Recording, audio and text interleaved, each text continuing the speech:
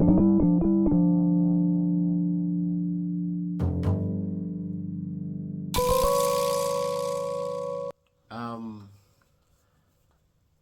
Initially, it was difficult to know she was special actually, until when they were about 9 to 1 year old. It was obvious then that she was a special girl. The twin brother was developing well, but for her, she was lacking behind. So all indication was pointing to her. Yeah. So that was at a year old precisely. Yes, I can remember. Yeah, at a year old.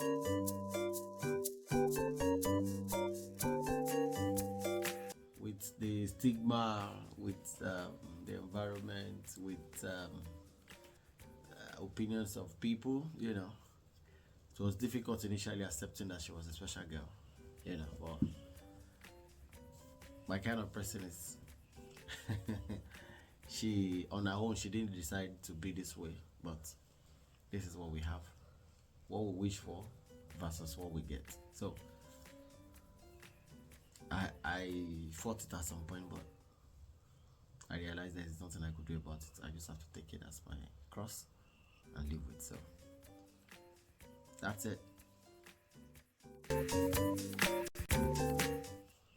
Life as a special need dad requires a lot of sacrifice, a lot of self-denial, a lot of discipline. So many things you have to do, but you will not be able to do it.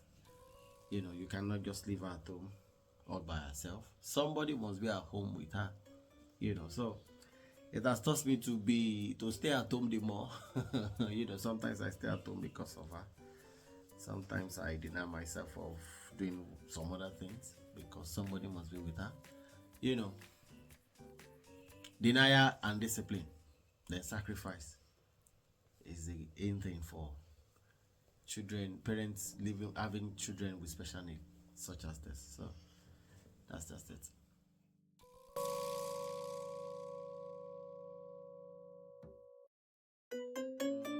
The most difficult challenge here is that for me that is very very painful is inability to express herself, inability to tell you this is what she wants, this is what she feels.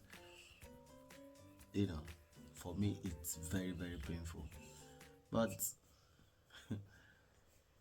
if you live with her for a while, she makes signs to tell you what she needs and what she doesn't need. So with the signs helps a little to show indication that okay, this is what she wants and this is what she doesn't want. So we live with that.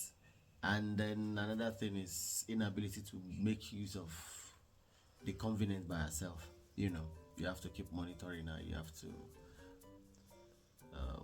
watch her diaper and all of that, to know that she's wet or she has poo, so that you'll be able to change it for her.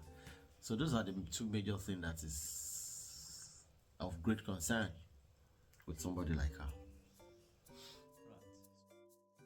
I am thankful to God because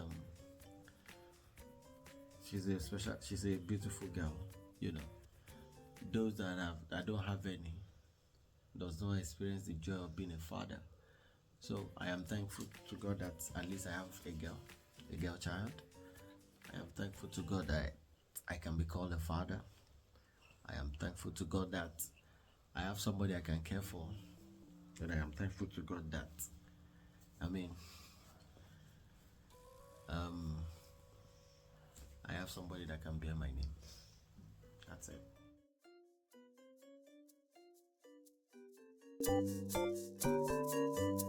Well, that is particularly common in Africa, especially where we come from, Nigeria. It's nobody's fault. It's not your fault. It's not your partner's fault for giving birth to such a child. If the child herself can decide their fate, I'm sure they won't come this way. Whatever comes your way, accept it as your fate. Care for them, love them. They need to be cared for, they need to be loved. Okay? So we don't need to put the blame on, especially in Africa, we put the blame on our wives. That permit me to say this in our language, they will say that no, you know, it's not their fault. It's nobody's fault. It's, can I say fate? You know. So when it comes to you, when you have them as a baby or as a child, as a son, as a daughter, sometimes it could be discouraging. Sometimes you could be ashamed of them that how will I take somebody like this out? But you can ask people that have not given birth to anything at all. They will tell you what it means. So it's nobody's fault. Accept it. Carry your cross and face the challenge ahead. That will make it easy for you than living in denial stage. The more you live in denial stage, the more it becomes very difficult for you, and then love will be missing in such a home. So just take it as your cross, and God will help you to pull through. My dreams for Mama team. One of the greatest feats that God did for us was to help us for relocation. You know, we know in Western world we'll get help for her, we will.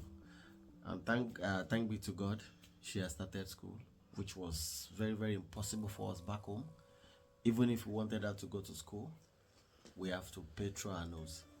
It's very, very expensive. But here, you know, government has taken her as a priority. What my fatherland cannot do for me, my motherland is doing it here. So she's in school, she's coping well, she's full of life, so I think and I want her to be independent on her own. I want her to live her life, to be able to go to school, to be able to, you know, so that she will not be burdensome to her siblings and we the parents. That is my dream for her.